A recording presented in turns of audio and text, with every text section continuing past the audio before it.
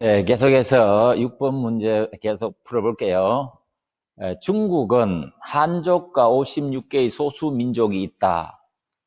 자, 이거 어제 녹화에서 선생님이 틀린 답이라고 했죠. 네, 55개의 소수 민족이 있다고 했습니다. 자, 중국은 소수 민족이 55개 민족이에요. 진짜 많죠. 그래서 선생님이 한국에 오는 원어민들에게, 중국인 원어민에게 소수민족 55개를 다 아는지를 몇 명의 원어민들에게 물어봤어요. 다 아는 사람이 없어요. 예, 중국인들조차도 자기들 나라에 같이 살고 있는 소수민족을 다 몰라요. 그리고 뭐 중국인도 모르는데 선생님은 당연히 모르겠죠. 이 55개의 소수 민족은 중국 전역에 살고 있어요. 그런데 집단적으로 거주를 하는 지역이 또 많은 지역이 있어요. 소수민족이. 중국에서 가장 많은 수의 그 소수민족은 1,500만 명의 인구를 가진 좌족이라고 하는 소수민족이고, 가장 적은 수는 한 2,000명이 조금 넘는다고 해요. 2,000명이 넘는 루바족이라고 하는 소수민족이 있어요. 아무튼 많은 민족은 1,000만 명이 넘고, 적은 소수민족은 인구가 적은데, 우리 한글을 사용하는 조선족 있죠. 조선족은 약 200만 명, 좀 자꾸 수가 줄어든다고 해요. 우리 조선족은 여러분 잘 아는 것처럼 중국의 동북 삼성에 주로 거주를 하고 있죠. 거주지가. 중국에서 동북 삼성이라고 하면은 어, 길림성, 지린이라고 합니다. 그 다음에 요녕성, 리아오닝, 그다음에 흥룡강성, 헤이룽장이라고 합니다. 헤이룽장, 이 3개 성에 골고루 분포되어 있고,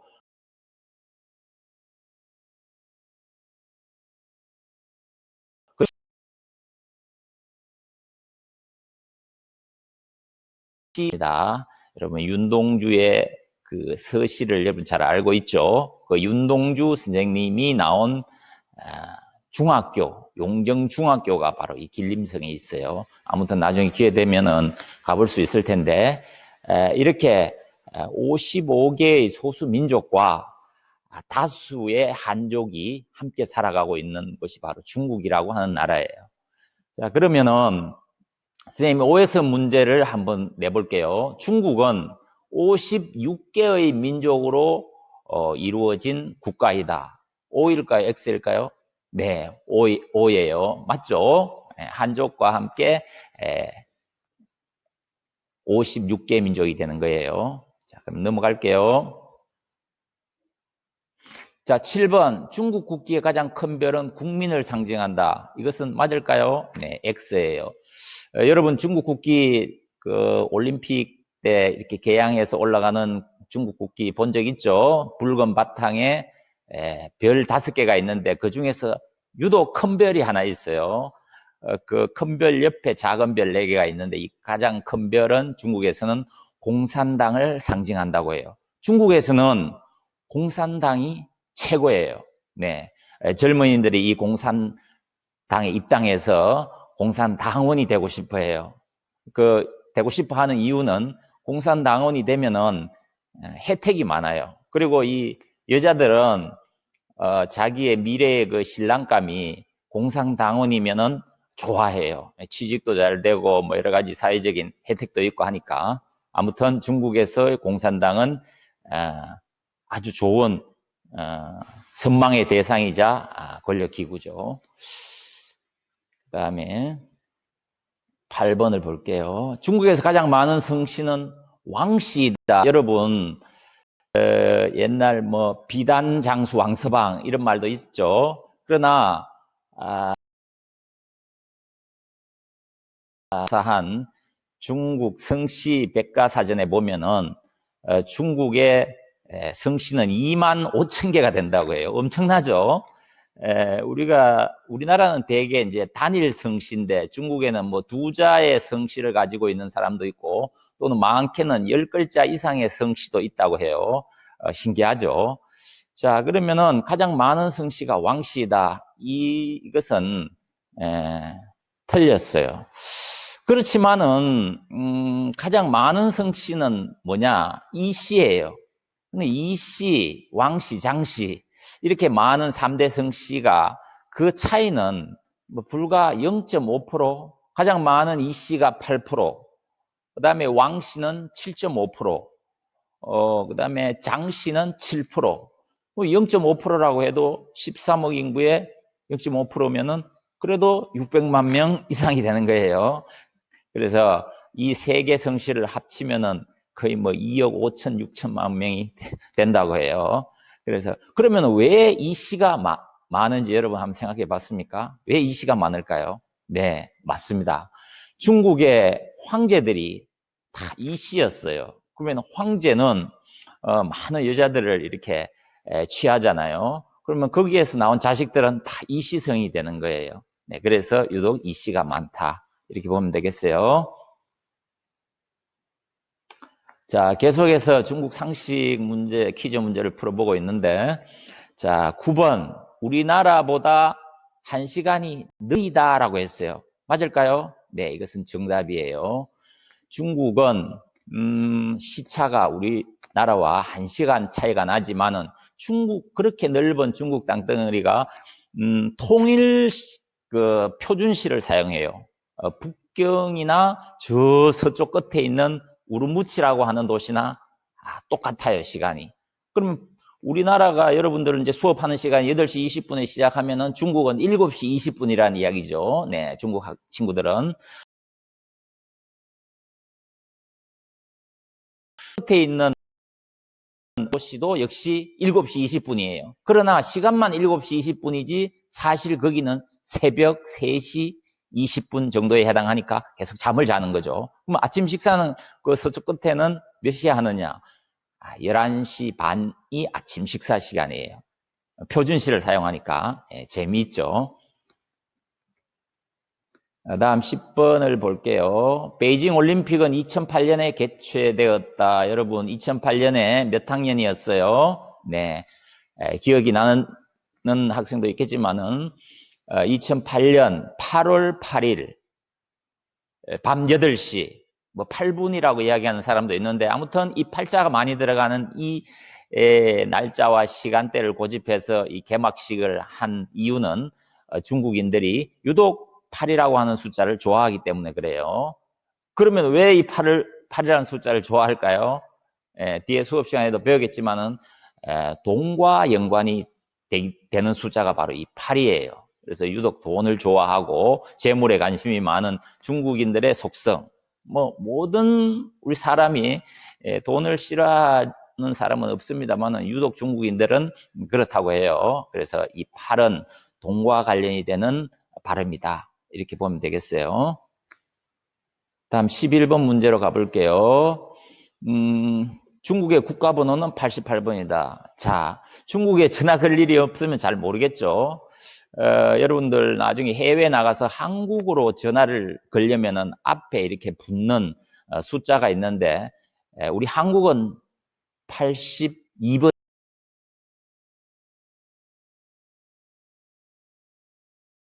번호 정도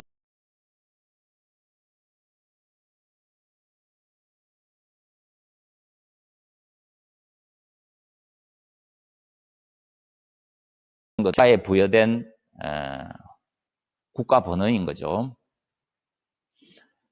그다음 12번 중국 화폐에는 공자가 그려져 있다. 자, 공자가 세계 4대 성인의 한 사람인 것은 분명하고 위대한 인물이죠. 유명해요. 중국의 공자 선생님. 그렇다고 해서 화폐에 그려져 있을까요? 네, 아니에요.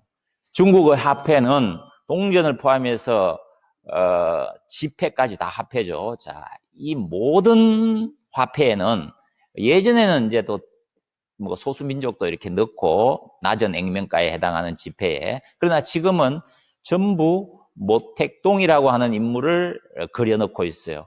모택동은 중국어 발음으로는 마오쩌둥이라고 하는데 지금 현재의 중국을 건국시킨 사람이죠. 정치가이면서 사상가인데 여러분 천안문 광장이라고 들어봤죠? 그 천안문 광장의 맨 앞에 있는 건물이 오문이라고 하는 건물인데 옛날 중국 황제 시대 때 그 황제들이 거기에서 출정 나가는 군사들을 격려하는 그런 곳이었다고 해요. 그 뒤쪽으로는 이제 자금성이 이렇게 전개되어 있는데 그 오문이라고 하는 망루에서 올라가서 1949년 10월 1일 중화인민공화국이라고 하는 것을 선포했던 곳이 바로 그 자리예요. 그때부터 이제 현재의 중국이 이어져 오고 있는 것이죠. 1949년부터니까 작년 2019년이 건국 70주년이 된 해예요. 그래서 이렇게 중국의 국군 프레이드도 하고 천안문 광장에서 하는 것을 여러분들이 본 적이 있을 거예요. 그 다음 13번 문제를 풀어볼게요. 중국은 새학년이 9월에 시작한다. 맞을까요? 네, 중국은 맞아요. 미국도 중국처럼 이렇게 우리와 반대인 걸로 알고 있는데 우리와 반대죠. 그래서 우리는 그 수능을 11월에 치지만 중국의 수능을 까오카오라고 합니다. 까오카오라고 하는데 그 수능을 중국 고3들은 6월에 쳐요. 언제일까요? 날짜가 정해져 있어요. 그래서 6월 7, 8, 9 외우기 쉽죠? 6, 7, 8, 9니까 이날은 일요일이라도 수업을 칩니다. 그 시험을 칩니다. 그래서 6월 7, 8, 9 3일에 걸쳐서 치는데 그 그냥 일반 이과 문과 학생들은 이틀간 치고 그 과목은 우리하고 비슷해요. 똑같아요. 국영수는 기본으로 주고 이제 사회탐구, 과학탐구 이렇게 구분이 되고 나머지 이제 예체능 학생들은 실기 시험이 있으니까 그것을 마지막 9일째 이렇게 치는데 아무튼 6월 달이 그들에게는 2학기다 이렇게 보면 되겠어요. 우리하고는 반대되는 학기죠. 네, 넘어갈게요. 자, 14번 중국에도 스승의 날이 있다. 있을까요? 네, 중국에도 학교가 있고 당연히 스승의 날이 있어요. 우리는 5월 달이 스승의 날이 있는 달인데 중국에서는 9월 달이에요. 정확하게는 9월 10일이죠. 우리 발음으로는 교사절이라고 해요. 중국어 발음으로는 지아오시지에라고 부르는데 9월 10일 이날 중국 친구들은 여러분들처럼 간단하게 마음의 그 정성을 담은 그 편지를 써서 선생님에게 전해주고 우리처럼 그렇게 선생님 은혜에 감사하는 그런 뭐 조촐한 행사를 가지는 걸로 선생님이 지켜보기도 했고 또 이제 접하기도 하고 이렇게 했습니다. 네. 다음 15번 대부분의 중국 학교에는 낮잠 시간이 있다. 맞을까요? 네, 여러분 들어봤을 거예요. 낮잠 시간이 있습니다. 자, 이렇게 하는 이유는 점심을 먹고 1시간 정도 이렇게 자게 합니다. 그러면은 수업 시간에 안 졸겠죠. 어떻게 보면 뭐 장단점이 있겠지만은 중국 대부분의 학교에서는 이렇게 점심 식사 후에 자기 자리에서 이렇게 엎드려서 자도록 해요. 자, 이때는 감독 선생님이 계시고 여러분 야자 시간에는 공부를 안 하면은 감독 선생님이 공부를 하도록 이렇게 깨우지만은 이 낮잠 자는 시간에 어떻게 해야 될까요? 낮잠 자는 시간에는 잠을 자야 돼요. 안 자면은 오히려 선생님한테 지적을 받아요. 네, 자는 옆 친구에게 방해가 되니까 깨어서 공부할 수가 없어요. 네, 특이하죠. 자, 다음. 자, 16번 문제. 중국의 의무 교육 기간은 초등학교 6학년까지이다. 자, 초등학교를 중국에서는 시아오슈에라고 합니다. 시아오슈에. 우리는 지금 초등학교라고 하죠. 그래서 소학교라고 하는데 초등학교 6학년, 중학교 3학년 이렇게 해서 총 9년이 중국에서는 의무교육기간이라고 해요. 그러니까 이것은 틀린 답이죠. 다음 17번 밥을 먹을 때 중국인은 밥그릇을 들고 먹으면 예의에 어긋난다. 여러분 어떨까요? 네, 이것은 틀렸어요. 우리나라는 뭐 같이 식사할 때 밥그릇을 들면은 좀 그렇다고 볼 수가 있는데 중국은 숟가락 문화가 아니죠. 젓가락이에요. 젓가락도 우리처럼 쇠젓가락이 아니고 나무 젓가락으로 되어 있으면서 또 좀 길죠, 길이가. 그걸로 밥을 이렇게 떠서 먹는데 어, 젓가락에 밥이 잘 이제 떨어지기도 하고 숟가락처럼 이렇게 잘 퍼지지가 않죠. 그래서 밥그릇을 들고 그 그릇 안에 있는 밥을 이렇게 입으로 이렇게 밀어 넣는 이런 형태의 식사를 많이 해요. 뭐 그렇다고 해서 이상하게 생각하거나 예의 없다 이렇게 생각하는 중국에는 아무도 없어요. 그것은 그들의 식사 문화니까 그렇죠. 그 다음 18번 중국에서도 생일날 미역국을 먹는다. 자, 우리는 미역국을 먹어요. 네. 생일을 맞은 사람도 미역국을 먹고, 사실은 이제, 여러분을, 낳으신, 어머니는, 미역국을 드셨을지 모르지만은, 낳은 부모님께 이제 감사해야 되는 날이 바로 생일이지만은, 또 당사자도 우리는 미역국을 먹죠. 요즘은 뭐 생일 축하 케이크도 이렇게 먹고 하지만은 중국인들도 미역국 먹을까요? 네, 이것은 아니에요. 뭐 다르겠지만 중국인들은 그럼 뭘 먹을까요? 생일 때? 네, 맞아요. 국수를 먹습니다. 국수가 한 가닥으로 되어 있어요. 그렇지만 길어요.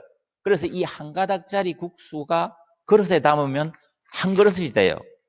왜? 끊지 않고 계속 이어져서 길면은 한 그릇이 나오는 거예요. 그럼 왜 이런 긴 한 가닥의 국수를 먹을까요? 네, 맞아요. 이 긴 국수처럼 오래 살라고 하는 기원의 의미라고 해요. 그래서 이 국수의 이름을 장수면이라고 해요. 장수면. 중국 발음으로는 장쇼면, 장쇼면이라고 하는데 우리 발음으로는 장수면이죠. 네. 중국인들은 생일 때 이렇게 국수를 먹는다. 그러니까 틀린 답이죠. 19번 중국에서는 설날에 만두를 빚어 먹는다. 어떨까요? 우리는 설날에 뭘 먹어요? 네, 떡국을 먹죠. 중국인들은 만두를 먹습니다. 자, 이렇게 먹는 만두를 중국에서는 우리의 떡국과 같은 것인데 교자라고 해요. 우리 발음으로. 중국어로는 지아오즈, 지아오즈라고 하는데 서울에 가면은 그 명동에 유명한 교자집이 있어요. 아마 중국의 영향을 받은 것 같아요. 그런데 그 만두가 아주 맛이 있어서 줄을 서는 사람들이 줄을 서서 기다리는 그런 식당인데 선생님도 한번 가본 적이 있어요. 아주 맛있어요. 네, 이 중국에서는 설날에 만두를 먹습니다. 그 다음 20번 중국어로 뭐를 먹을 때 질투하다라는 뜻이 될까요? 자, 예문에 간장과 식초가 나와 있는데 둘 다 뭐 간장이든 식초든 그냥 먹으면은 뭐가 조금 더 맛있을까요? 네, 둘 다 뭐 맛이 있는 건 아니죠. 양념이니까. 그래도 뭐 그냥 한 숟가락 먹으라고 한다면은 여러분들 뭘 먹을 거예요? 네, 간장인가요? 네. 자, 식초 맛은 어때요, 여러분요? 식초는 시큼하죠, 맛이. 그래서 이 퀴즈의 정답은 식초예요. 자, 식초를 먹었을 때 시큼한 맛 때문에 우리가 자연스럽게 얼굴이 찡그려집니다. 맞죠? 자, 그러면은 이 질투하다라고 하는 말은 이게 좋은 뜻은 아니죠. 상대에 대한 시기와 미움의 마음이 나타나는 건데, 그런 마음이 불편하니까 식초를 먹었을 때처럼 얼굴이 찡그릴 정도로 마음이 불편하다라고 하는 의미로 식초를 먹다라고 하는 단어가 질투하다는 의미로 뜻이 변화가 된 것이라고 해요. 그러면은 식초는 한자로는 식초 초자를 쓰고 중국 발음으로는 추라고 합니다. 추. 그래서 먹다라고 하는 츠와 이 추를 합쳐서 츠추 추 하면은 식초를 먹다라고 하는 본래의 뜻에서 질투하다라고 하는 의미로 변화가 된 것이에요. 네. 그 다음 21번 볼게요. 자, 중국에서는 개업을 하거나 결혼을 할 때 애군을 막기 위한 의미에서 이 춤을 춘다. 자, 이 춤의 동물은 뭘까요? 사자와 호랑이. 여러분 중국 사자춤 유명한 거 아시죠? 네. 결혼식에 보면은 이 친구들이 축하하는 의미로 사자탈을 두 사람이 들어가서 이 사자 몸통 속에 들어가서 이렇게 춤을 춰요. 중국인들에게 있어서 이 사자는 길한 짐승이라고 이렇게 여겨진다고 해요. 그래서 나쁜 애군을 물리치고 좋은 이렇게 보호해주는 그런 어떤 수호신의 의미라고 해요. 네, 사자춤, 사자입니다. 다음 22번 볼까요? 중국의 보물이라고 불리는 판다는 어떤 성에 가장 많이 살고 있을까요? 여러분, 스촨성은 사천성, 우리 발음으로 하면 사천성이고 중국 발음으로는 스촨이라고 합니다. 스촨. 자, 우리 사천 요리도 유명한데 여러분 사천 요리 잘 알고 있죠? 중국집에 가면 사천 짜장도 있고 또 대표적인 음식이 사천 마라탕, 허구어라고 하는 것도 있고 또 여러분들 한 번씩 그 급식에 나오는 마파두부라고 하는 것이 바로 사천 요리예요. 그 사천성에 이 판다가 많이 살고 있어요. 그래서 중국에는 이 판다 보호구역으로 지정되어 있는 곳이 바로 이 사천성에 있다고 해요. 판다는 중국어로 숑마오라고 이렇게 발음을 하는데 귀엽죠. 눈이 이렇게 그 검은 안경을 쓴 것처럼 검고 나머지 부분은 또 이렇게 새끼는 아주 귀여워요. 아무튼 중국의 보물 판다는 사천성이 주 서식지다 이렇게 보면 되겠습니다. 다음 23번 풍요롭다 라고 하는 의미에서 중국 사람들은 벽에 이 그림이나 인형을 걸어둔다 라고 되어 있네요. 뭘입니다. 물고기. 자, 물고기 지금 이제 수업 시간이면 여러분들에게 칠파에 나와서 물고기 어자를 한자로 한번 써보게 해서 맞추는 학생에게 우리 친구에게 선생님이 또 활동 도장을 인정 도장을 이렇게 주는데 지금은 영상이니까 좀 불가능하고 아무튼 물고기 어자를 한자로 쓸 수 있어야 되는데 지금 우리가 쓰고 있는 물고기 어자와 중국에서 쓰는 물고기 어자는 달라요. 왜 그럴까요? 앞에서도 얘기했지만 그것은 바로 간체자이기 때문이에요. 예, 변화시켰어요. 자, 물고기 맨 밑에 보면은 이렇게 점이 4개 찍혀 있는 것이 우리가 쓰는 한자죠. 그게 바로 물고기 꼬리 부분이에요. 위에는 물고기 머리 부분이고.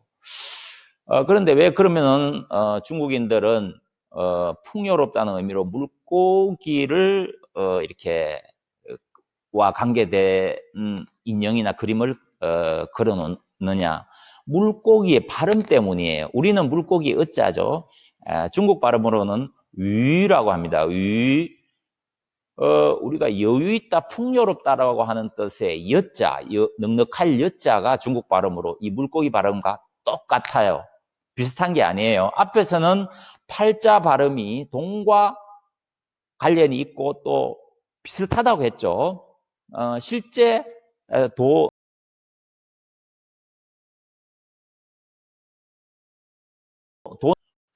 빠는 발음은 약간 차이가 나지만 비슷하다는 의미고 이거는 완전히 같아요. 그래 발음 때문에 이제 이런 현상들이 일어나는데 그래서 우리 또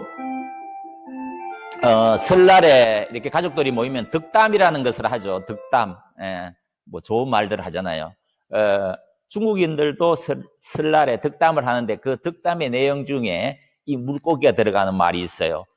年年 有余라고 하는데 年年 有余 이 말은 우리말로 하면은 부자 되세요. 대박 나세요. 뭐 그런 덕담이라고 해요. 아무튼 물고기는 발음 때문에 중국인들이 좋아한다. 이렇게 보면 되겠어요. 자, 그 다음 문제 넘어갈게요. 자, 24번. 중국에서 가장 높은 산은 타이산 산이다. 자, 타이산, 이거는 태산이죠. 클 태자에 매산자를 써서 태산인데, 태산은, 우리 시조에도 나오죠. 태산이 높다 하되 하늘 아래 메이로다. 이런 시조에 등장도 하는 산인데, 그 태자가 클 태자지만은 중국에서는 그렇게 높은 산은 아니에요. 이 중국에는 다섯 개 유명한 높은 산들이 있는데 오악이라고 합니다. 오악. 그래서 동서남북에 있고 가운데 또 하남성 정주라고 하는 곳에 숭산이라고 하는 산이 있는데 그게 이제 가운데 있는 오악 중에 하나예요. 그러면 가장 동쪽에 있는 산이 태산인데 산동성에 자리 잡고 있어요. 높이는 1500여 미터가 조금 넘어요. 자, 우리나라에서 1500m면 좀 높은 산이지만 중국에서는 높을까요? 네, 중국에 있는 산들은 저 서북 쪽으로 가면은 4,000, 5,000m 되는 산들이 수두룩합니다. 그래서 그렇게 높은 산은 아닌데 그러면 왜 오악이냐? 예, 동쪽에 자리 잡고 있고 해마다 황제들이 이곳에 와서 제사를 지내는 그런 신전이 거기에 위치해 있고 영험한 산이라고 이렇게 알려져 있어서 유명한 것이지 높이로 그렇게 유명한 산은 아니에요. 그래서 가장 높은 산은 아니다. 선생님은 태산에 올라간 적이 있어요. 계단을 따라 올라가면은 아주 계단이 수천 계단을 걸어서 올라가요. 네. 이렇게 올라가면은 높이는 그렇게 높지 않지만은 영험한 산이에요. 그렇다고 해도 1500m 산이면은 뭐 또 낮은 산도 아니에요. 아무튼 태산은 가장 높은 산이 아니다. 네, 이렇죠. 다음 마지막 문제 풀게요. 자, 25번 문제를 보겠습니다. 세계에서 가장 높은 고원은 중국에 있다. 네, 맞아요.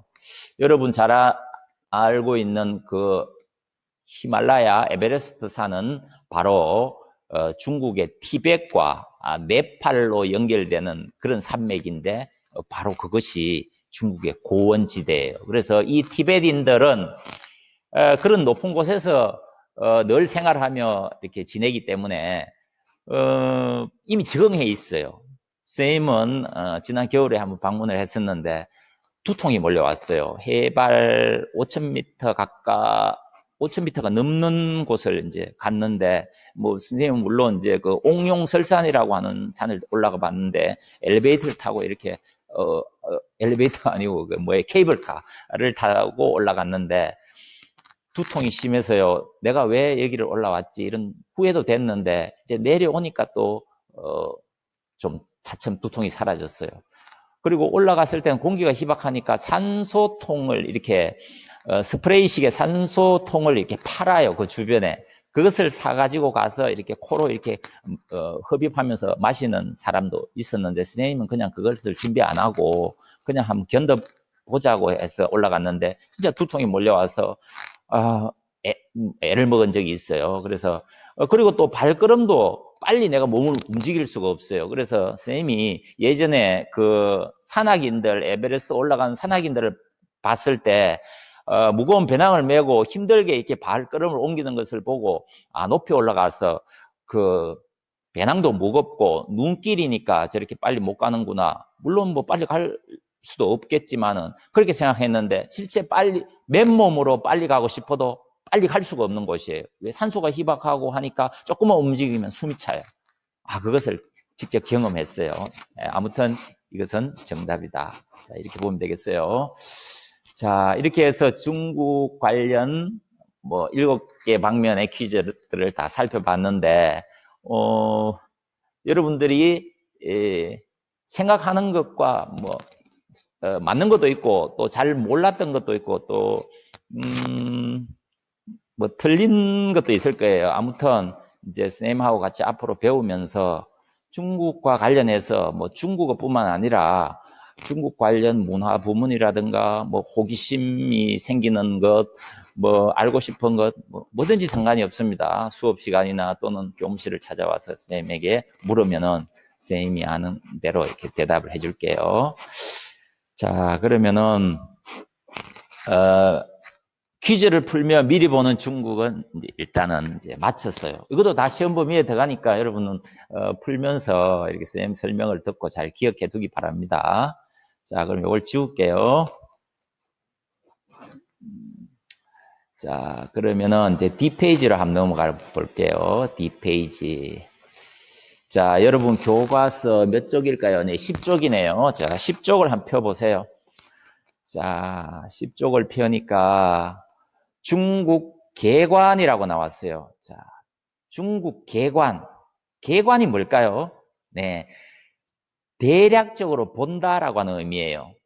자, 그러면 대략적으로 보지 않고 세밀하게 구석구석을 다 본다 그러면은 종이 한 페이지가 아니라 1년을 중국어를 공부해도 알 수 있겠어요? 어림도 없겠죠. 네, 아무튼 대략적으로 중국어를 살펴본다 이런 의미예요. 아까 이야기했듯이 중국의 나라 이름은 이 표시를 하면서 선생님이 한번 해볼게요.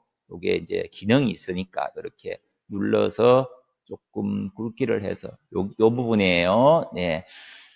중국의 나라 이름은 중화인민공화국. 그래서 맨 앞 글자 중자와 마지막 국자를 합쳐서 중국이라고 합니다. 중국어 발음으로는 중화人民共和国라고 발음을 해요. 그 다음에 수도는 베이징이다. 자, 수도 베이징. 자, 수업 시간에 작년에 어떤 친구 하나가 선생님, 북경과 베이징은 같은 도시인가요? 자, 이렇게 물은 적이 있어요. 당연히 같은 도시죠. 네. 그 발음이 우리나라 발음이고 중국어 발음이고 그 차이예요. 자, 다음 인구는 전 세계에서 가장 많은 인구를 가지고 있는 국가다. 13억 7천만 명이 넘고 이것도 대만, 홍콩, 마카오라고 하는 곳을 제외한 곳이다. 대만은 이제 중국에서는 23번째 성이다 이렇게 이야기를 하고 있고 홍콩과 마카오는 특별자치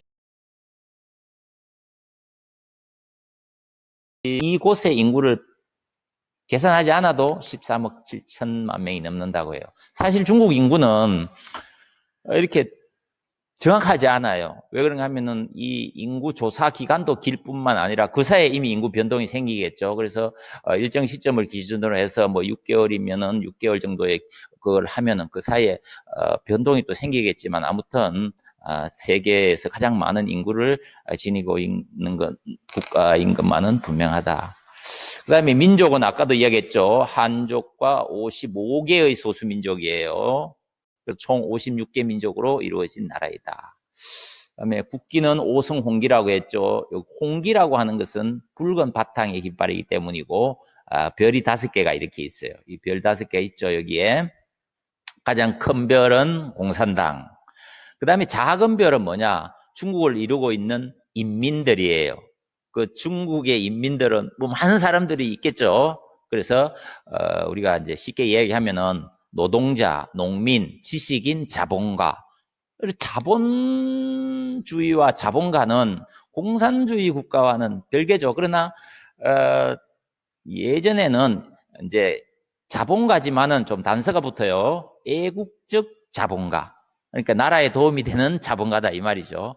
그러면은 뭐 이 네 부류는 다 전체 중국의 인민들이라는 이야기죠. 그러면 거지도 여기에 다 포함돼요. 뭐 거지가 거지는 없네요.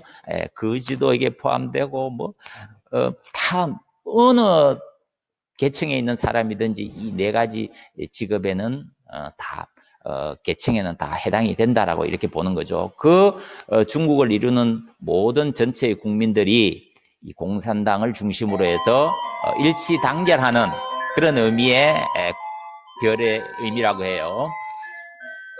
면적은 세계에서는 4번째지만은 우리나라와 비교했을 때는 거의 100배가 되고 북한을 합친 우리 한반도와 중국과 비교하면은 우리 한반도의 44배가 된다고 하니까 엄청난 땅덩어리죠. 네, 그래서 아까 시차는 1시간 난다 그랬지만 사실 중국의 동쪽과 중국의 서쪽은 그냥 그게 국가가 다르다고 하면은 거의 시차가 서너 시간 이상 차이 나는 그런 땅덩어리를 가지고 있는 나라니까 엄청나죠. 표준어는 보통화라고 이렇게 우리 발음으로 되어 있지만 중국어로는 푸퉁화라고 발음합니다. 푸퉁화.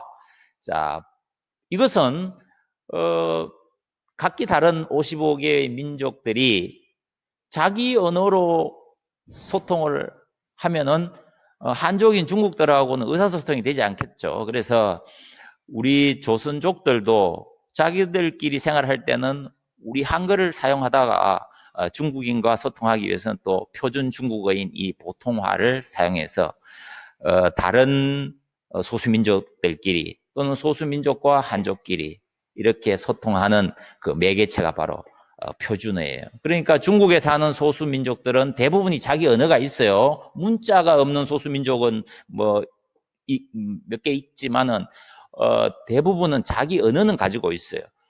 그런데 자기들끼리 생활할 때는 자기들 언어를 주로 쓰다가 이제 중국인과 소통하거나 뭐 뉴스를 시청하거나 할 때는 이게 이제 중국어니까 표준어를 또 다 구사할 수도 있고 알아들어요. 각 지역마다 방언도 있고 사투리도 심하지만은 이 표준어 때문에 다 통하는 것이죠. 네, 그렇게 보면 되겠어요. 소수민족 중에는 숫자가 적은 소수민족들은 산소 결혼도 자기들끼리만 이렇게 하면서 살아가는 그런 민족도 있어요. 예. 자, 요것은 일단 끄고, 그 다음 페이지로 한 넘어가 볼게요. 자, 중국의 지도예요. 자, 중국 지도 여러분 이렇게 본 적이 잘 없을 수도 있는데, 아무튼 이런 모양으로 생겼어요. 중국 사람들은 이것을 닭이라고 비유를 하고, 요 밑에 있는 요 해남도라고 하는 섬을 어, 닭이 놓은 달걀에 이렇게 비유를 해요. 그러면은 닭이니까 여기가 머리 부분이고 이렇게 뭐 공지 부분이 이렇게 되겠죠. 아무튼 이 지도상에서 이 색깔이 새파랗게 칠해져 있는 부분 있죠. 색깔이 새파랗게 칠해져 있는 부분 이렇게 한번 뭘로 해볼까요? 네, 빨간색으로 한번 그거 볼게요. 일로 이렇게 쭉 연결이 다 돼 있어요. 이렇게 연결이 돼 있지만은 가운데 보면 선이 다 있어요. 그래서 여기도 있고 하나, 둘, 셋, 넷, 5개. 이 5개가 같은 새파란 색이죠. 5개 자치구라고 이렇게 지정이죠. 이 자치구보다 좀 규모가 작아요. 그러면 자치구라고 하는 것은 55개 소수민족 중에 특정한 민족들이 많이 모여서 살지만은 뭐 인구가 그렇게 많은 지역들은 아니에요. 그래서 그들에게 자치권을 허용하면서 이렇게 행정구역을 만들어 준 것이죠. 그래서 이런 지역에는 55개 소수 민족 중에 집단적으로 이렇게 거주하는 민족들이 주로 많이 살고 있는 그런 곳이 바로 이 5개 자치구가 되겠어요. 그리고 나머지는 색깔이 다 다르죠. 이 부분은 이제 22개의 성들이에요. 그래서 아까 전에 선생님이 이야기한 동북 삼성이라고 하면은 여기에 있죠. 흑룡강성, 길림성, 요령성. 이게 이제 동쪽의 북쪽에 있는 3개의 성이다 해서 동북 삼성인데 우리와도 이제 좀 관련이 있죠. 예전에 이제 이렇게 일제 압제를 피해서 간도 지방으로 이렇게 갔다 와 이제 하는 곳이 바로 이곳이잖아요. 그래서 이 동북 삼성은 지금 현재도 조선족들이 많이 모여 살고 있는 것이 바로 또 여기 길림성이기도 하고요. 아무튼 이 23개의 성과 그 다음에 여기 보면은 별표가 되어 있는 곳이 있어요. 베이징, 천진, 상하이, 그 다음에 총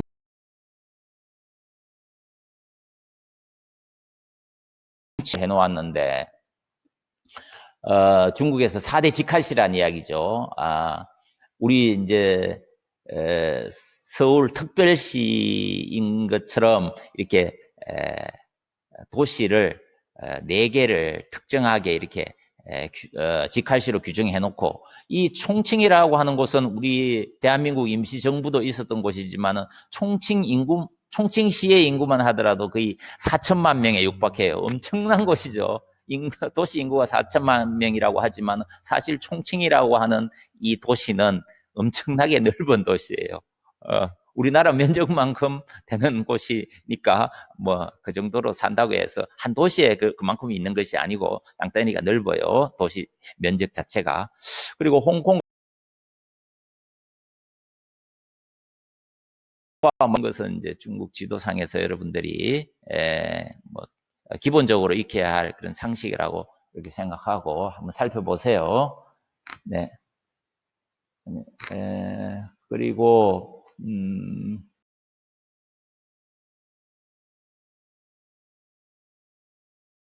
어떤 곳이고 또 중국 지도상의 뭐 행정구역이라든가 이런 걸 한번 살펴봤어요.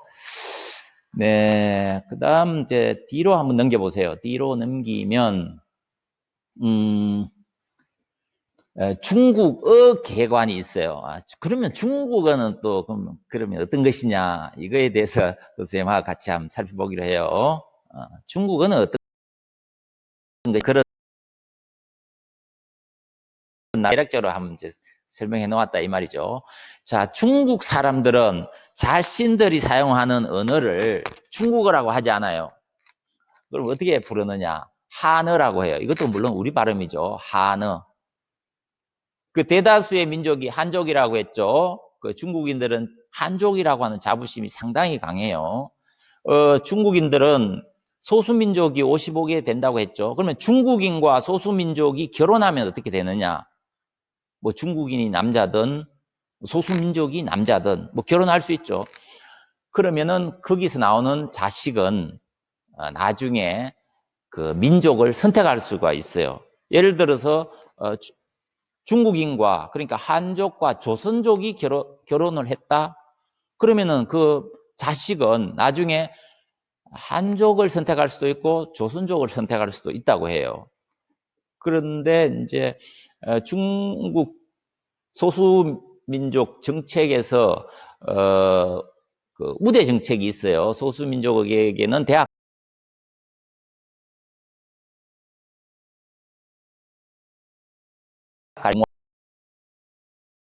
뭐 있고 한데 그것은 이제 선택에 달려 있는 것이니까 선택하면 되는 것이고 아무튼 대부분의 대부분 인구의 대부분을 차지하는 중국인이 한족이니까 그들이 쓰는 언어다 해서 한어라고 이렇게 자기들은 불러요.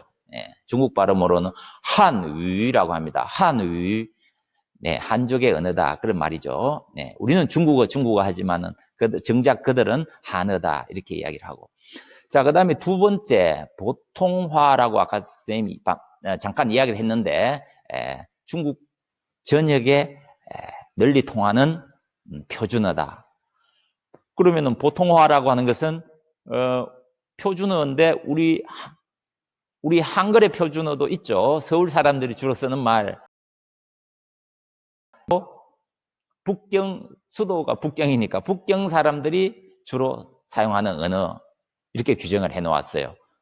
보통화를 중국 발음으로는 푸퉁화 이렇게 발음합니다.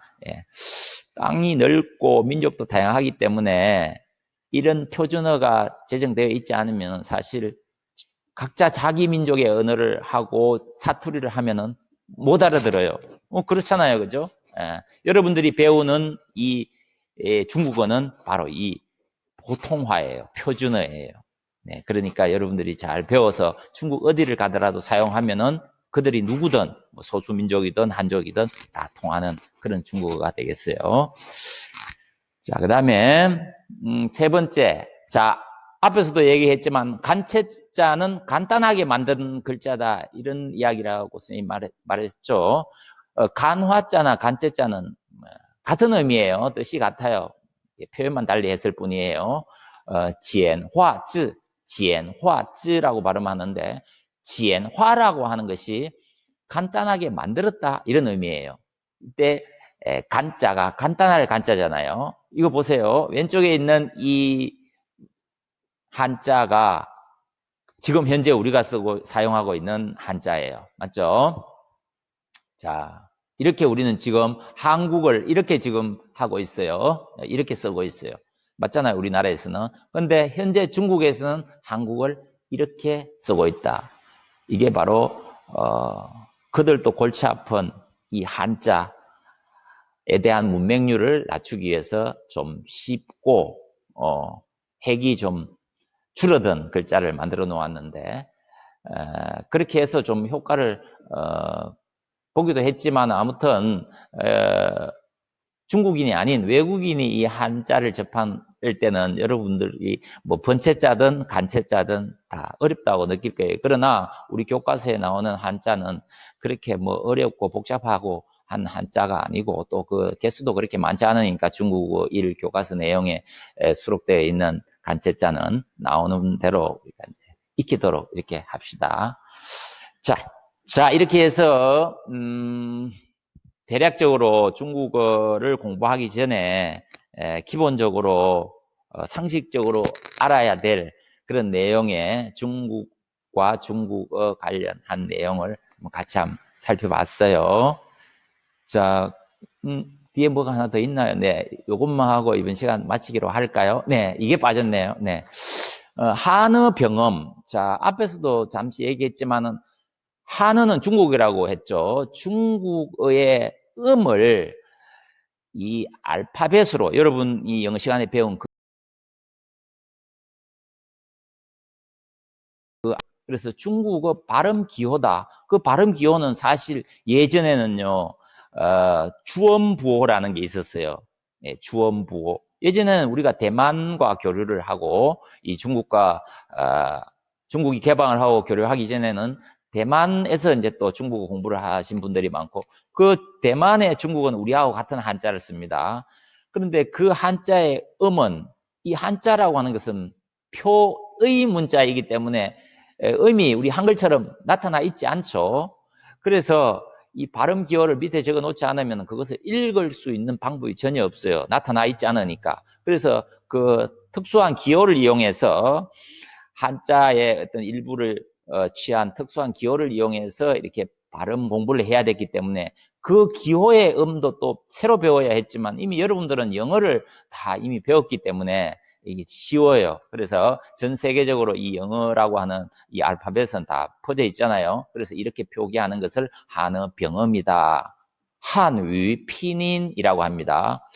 그런 나라 국자를 적어 놓고 우리는 국이라고 읽지만 중국인들은 이렇게 읽는다는 이야기죠. 그러면은 지유오라고 적어 놓고 지가 성모라고 이렇게 색깔로 표시해 놨네요. 우리나라 한글로 비유하면 이게 자음이고 뒤에 유오가 모음이라는 이야기예요. 그래서 이렇게 읽으라고 하면 여러분들 이미 영어를 알고 있으니까 구어, 구어 이렇게 읽을 수가 있어요. 위에 이제 성조가 이렇게 표기되어 있는 것이 일반 이제 다른 외국어와 다른 중국어만이 가지고 있는 특징 중에 하나인데 이것도 이제 뒤에 가서 같이 공부하기로 해요. 아무튼 이 나라 국자를 중국에서는 구어라고 읽습니다. 이 발음 전체를 한어 병음이라고 한다. 그래서 중국어의 발음을 알파벳으로 표기해 놓은 것 정도로 여러분들이 이해하면 되겠어요. 자, 이렇게 해서 이번 시간에 중국어를 배우기 전에, 본격적으로 배우기 전에, 발음을 또 배우기 전에 알아야 할 기초 상식에 대해서 같이 한번 살펴봤습니다. 좀 지루하고 또 길었지만은 영상 강의를 통해서 여러분들이 잘 익히고 이제 학교 나오면은 같이 이렇게 공부를 할 수 있도록 합니다. 네, 오늘 수고 많았습니다. 여기까지 할게요.